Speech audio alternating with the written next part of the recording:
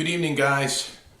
Welcome to the North American Sports Report. It is Wednesday, October 8th, 2025. This is Billy DiNapoli. So, we had a great Yankee game last night. We're going to start off with that. I know you guys who've been all over Aaron Judge. Well, yeah, I know he's hitting, but he doesn't hit with runners in scoring position. Well, he certainly did last night. And after Carlos Rodon didn't even make it through two. He made it through 2 1/3 innings. He got shelled. The Yanks bat their way back, come out of it, win the game 9-6. I mean, I have to be honest with you. At 6-1, I was about ready to check out of this one. The Yanks come back, the big 3-run shot by Judge. And now sets up tonight. And Judge has been on about 55% of the time in the postseason. He now has 5 RBIs. So we can put all that to bed. The Yankees lineup and their run production is not the problem. It's been their starting pitching. And it's been their bullpen. I mean, Schlittler's been the bright spot. Rodon had a great regular season. He did a good job against the Red Sox, but you know he's hot and cold. He's up and down.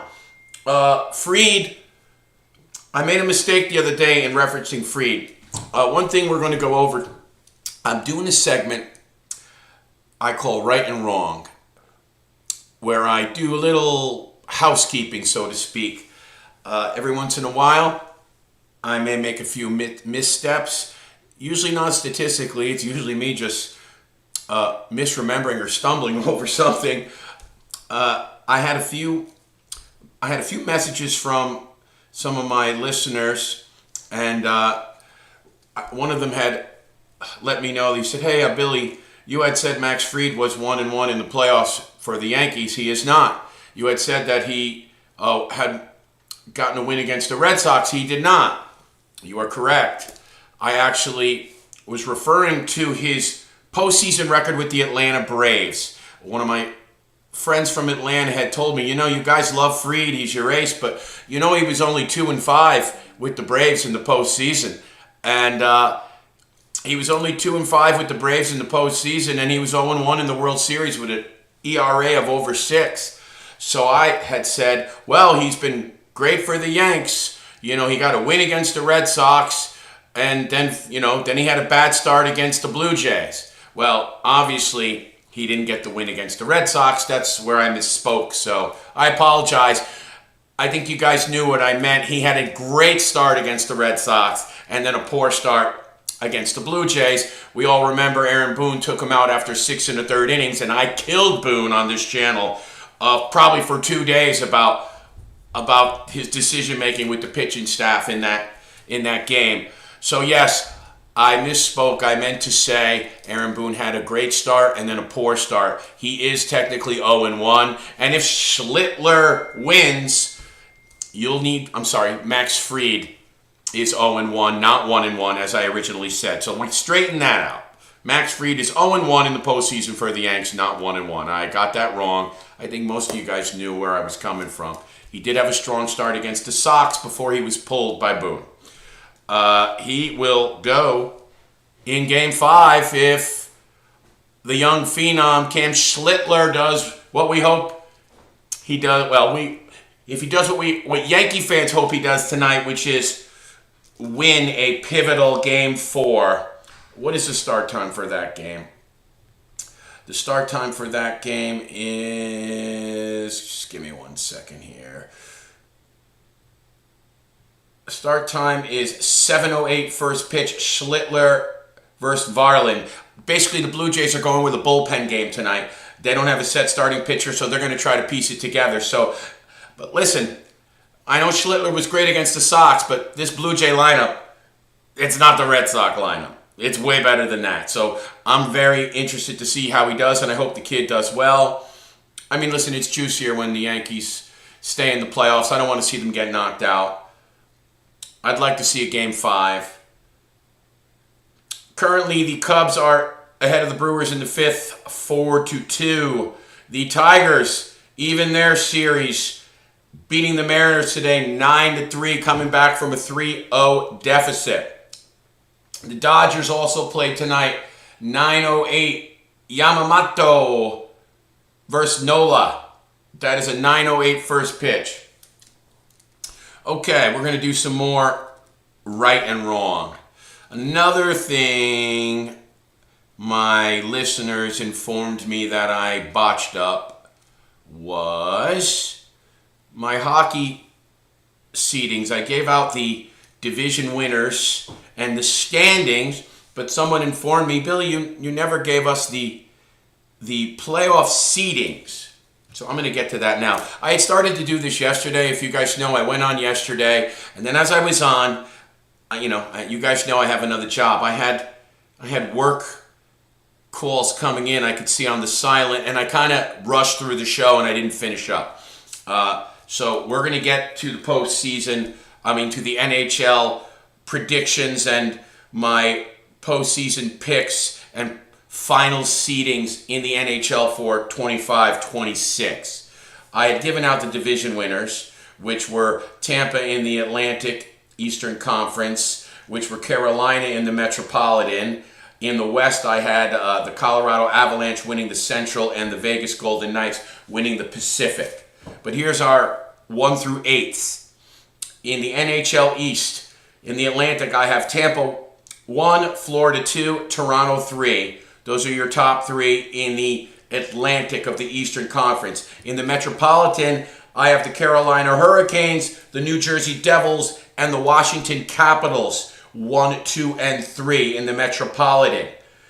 Those are your playoff participants. And the wild cards in the Eastern Conference, I have as Ottawa and Montreal.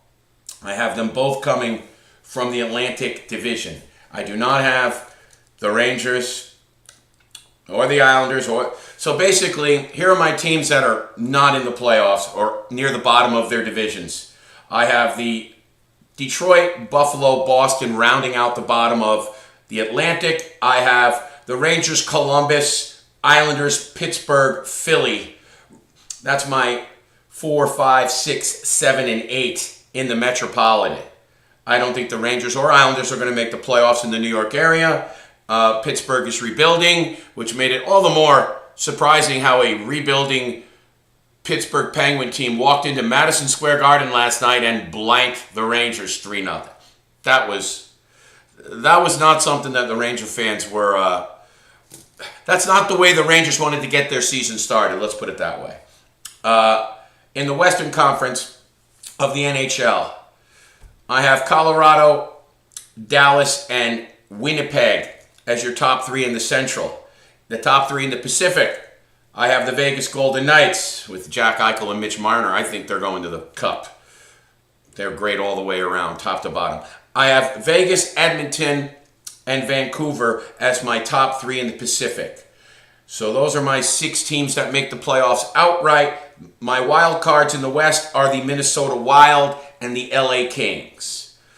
That's my 16 playoff teams. In the East, we have Tampa, Florida, Toronto, Carolina, New Jersey, Washington, with Ottawa and Montreal as your wild cards. In the West, we have Colorado, Dallas, Winnipeg, Vegas, Edmonton, Vancouver, and your wild cards are Minnesota and the LA Kings. Those are your 1 through 8 in the East, 1 through 8 in the West. You can figure out the rest. Obviously, I don't think teams like the Blues and the Predators and the Utah Mammoth and the Blackhawks, those are my bottom 4 in the Central. And I think Calgary will narrowly miss the playoffs, as will Anaheim, as will Seattle and San Jose, rounding out the bottom of the Pacific. So now, those are my NHL predictions complete. Hopefully I finished them. That was Rob and Uniondale. Hopefully I finished them to your liking, Rob. You're right. I didn't quite finish that slate the other day. So thank you for keeping me sharp on that. We went over the Max Fried thing where I got that wrong. I'm sorry. He's 0-1 in the postseason and not 1-1. But he will have a chance for another big start tomorrow if Cam Schlittler can be successful tonight in the Bronx. Again, with the Yankees, I don't want to hear anything about their run production. Okay, we know they don't play small ball well. We know that. But I don't want to hear anything about their run production. Their biggest problem is like a poor start from Rodon, which they bailed him out last night. A poor start from Fried, okay? And that's the problem. If your starters are coming in, like Fried gave up, 7 runs in 3 innings, and then Rodon, he got lit up. He only went 2 1/3, and it was 6-1. If your starters are going to get hammered like that, you're gonna have problems with whoever you're playing, and we all know that the Yankee bullpen isn't the Yankee bullpen that you guys have been accustomed to over the years, because that's usually been a strength for the Yankees. It's just average this year. I'll tell you, I would have loved to seen them with a healthy Garrett Cole this year, but okay. So that basically does our accounting, catching up in the accounting department and getting housekeeping cleaned up here at the show. For the 2 little so-called minor little errors or misspeaks I made on the not completing my NHL seedings picture and my little Max Fried misstep, where I think you guys all knew what I meant. He's had 1 great start for the Yankees and 1 poor start, and I will say historically he has not been a great postseason pitcher. When we gave him all that money to be, one of our top 2 in the rotation, I was not aware that he was only 2-5. Thank you to Pat Dobbs from Atlanta, Georgia, who is a Braves fan and knew all about Fried's postseason history. 2-5 overall, 0-1 in the World Series, but he's hit or miss. Some of my baseball aficionados had told me, Fried could give you a 6 2/3, a 2-run ball, or he can give you 5 runs over 3 innings. You never know what you're going to get from him. And, it's funny, he was a lot more consistent than that in the regular season. But let's hope that he does what Aaron Judge is doing, having a postseason that's to his level. Okay. Next thing we're going to get to, another right and wrong segment. The other night I gave you the Chiefs over the Jacksonville Jaguars, and that was wrong. Jacksonville beats Kansas City 31-28. As you guys know, I started out piping hot in the NFL at 12-5 through the first 3 weeks, but the last 3 weeks I have gone 7-14. I am now 19-19 on the season. We don't hide from any of it. We do our best to give you a good analysis, and a lot of our losses have just been crazy. Blocked field goals for touchdowns. Teams would have their roster being injured somehow come in on the road and win games. This game was a toss-up. I didn't feel too great about it either way. But when Kansas City has a lead with 1 minute and 45 seconds to go with their defense, you usually like your chances. Very un-Kansas City-like of them to blow that lead. But you know what? Give Trevor Lawrence credit. 3 total touchdowns, around 250 through the air. He played his tail off, and that was a statement win for him. He led a come from behind victory against an upper echelon team. Let's be honest. Again, guys, I appreciate if you subscribe to our YouTube channel. You can also scan the QR code on the bottom right. You can type in the link any which way you want. Please follow us on our Facebook page, North American Sports Report. You can also follow me on my personal on X and Instagram and Facebook under Billy DiNapoli. We also have the Instagram of North American Sports Report, but mainly for you to watch this show, I'd like you to be on the North American Sports Report YouTube channel, Facebook channel, and the Billy DiNapoli Facebook channel, because it streams from 2 of them live and then is rebroadcast on the North American Sports Report right after we're done. So you can pretty much watch it on all 3.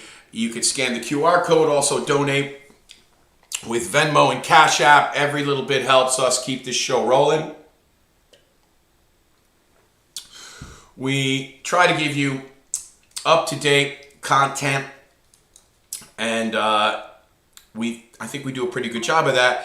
I'm aware we've got to get a little hotter in the pick department. We started off hot. We are no longer hot. I mean, we are actually in a bit of a slump. We're going to try to break out of it this weekend. We'll have a college show on Saturday morning. We're going to do it on Saturday morning, and then we'll do the NFL show on Sunday morning. Going over last night's NHL action, we had the Panthers raise their Stanley Cup banner. They got their rings on Monday night. They raised the banner on Tuesday night, and they played a spirited game, beating the Blackhawks 3-2. And believe me, the score wasn't as close as it looks. They outshot Chicago 37-19. Spencer Knight from Darien, Connecticut, played his freaking heart out, stopping 34 of 37 shots, and he kept the game close. This was more like a 6-2 hockey game. That was a 3-2 hockey game. Sam Miskevich, from another Connecticut boy from Sandy Hook, had 2 assists. Boquist had a goal for the Panthers. The Panthers had they had a really emotional night. You also saw Barkov and Tkachuk on the sidelines in their street clothes. And Barkov, who only had his surgery 12 days ago, is already walking without crutches. I'll tell you one thing. Don't count him out. He's already telling people that he'll be back in 6 months. And they always say he's a quick healer. Playoffs start in 7 months. I fully expect him to be back when that starts, but who knows what moves they'll make in the meantime. Greer, Verhaeghe, and Boquist with the goals for the Panthers. As we mentioned before, the New York Rangers were blanked by the rebuilding Pittsburgh Penguins 3-0 at the Garden last night. That was a bit surprising. A flat start for the Broadway Blue Shirts. I'm quite certain they were hoping to get off to a better start than that. Brazil had 2 goals for the Penguins. The Colorado Avalanche 4-1 at Los Angeles, the late game last night. The Avalanche get off to a good start. 4-1 at Los Angeles. Nathan MacKinnon had 2 helpers on the night. This guy, Cale Makar, probably the best defenseman in the league. He had also 2 assists. Lehkonen had a goal. Those were the 3 stars of the game for the Colorado Avalanche, who again defeat the LA Kings 4-1. So we did a little accounting today, corrected a few minor mistakes in the ledger here. We are getting ready for some MLB action tonight. The Cubs are now still currently up on the Brewers 4-2 in the 5th. Remember, that Yankee game starts at 7:08 first pitch. The Yanks will be relying on Cam Schlittler to keep their season alive. We've got some games in the NHL tonight. We got our little messenger going off here. Montreal Canadiens and the Toronto Maple Leafs, a classic rivalry tonight at 7. The puck is going to just be dropping right about now. That's where I'm going as soon as I get off the air here. What else we got tonight? We've got the Boston Bruins at the Washington Capitals. That's a 7:30 puck drop. We've got the Calgary Flames in Edmonton in the Battle of Alberta. That's 10 p.m. at Edmonton. Calgary at Edmonton. That's like the Hatfields and the McCoys. That's like the Islanders and the Rangers. That's like, we got 2 big rivalry games tonight. Toronto and Montreal. Montreal in Toronto. And we've got Edmonton hosting the Calgary Flames. Also tonight we have the LA Kings at the Las Vegas Golden Knights as Vegas opens up their season. Well, that does it for the NHL.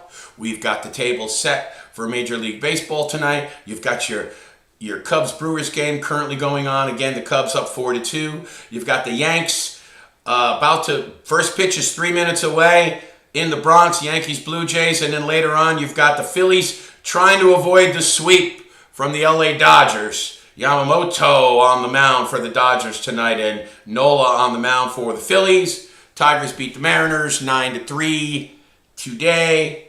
They stay alive. That's an exciting Game 5 in that series coming up. Let me see what we got tomorrow. We'll set you up for tomorrow, the 9th. Thursday, the 9th. Oh, we got enough there. Okay, so all these MLB games, regardless of what happens tonight, there are no games on the schedule as of yet, unless it changes. There are no games, so I guess these games will all be Friday, unless there's an announcement later. We'll keep you posted. And as you know, I always post schedules on all the Facebook and Instagram. You'll always see what hot games are coming up. There's always fun sports photos and pics and info that are not necessarily audios on all the other social media pages as well. So anyway, guys, it's good to be with you tonight. And we will see you on Saturday morning with the college football show and Sunday morning with the NFL show. We'll have the picks. We'll have, you know what, as a matter of fact, before I get off the air, tomorrow night you do have the Philadelphia Eagles visiting the New York Giants. The Eagles are -7 at the New York Giants.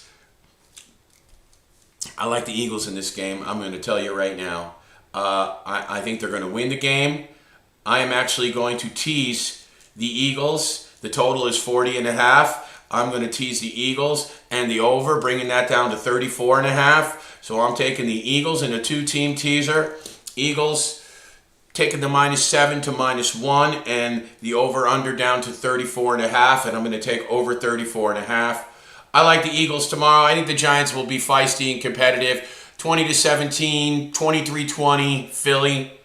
But I think that's a tall order for the Giants with the Eagles coming off of a loss like that. Again, this year in college, we are 13-8-1. We are obviously middling in the NFL now, right at 500 at 19-19. We'll try to do a better job for you coming up. So that sets the table for the NFL game Thursday night. I don't think I'm going to be on tomorrow. I'm going to be doing the college Saturday morning, as I said, and I'll be doing the NFL show, 11:30 a.m. like always on Sunday. Sometimes we're 11:45. Last Sunday we were 11:45. The two Sundays prior we were right at 11:30. So, but you know you'll always have your Saturday and Sunday college and NFL pre-shows before the day's action. So that's it for tonight, guys. I hope you're all well, and I will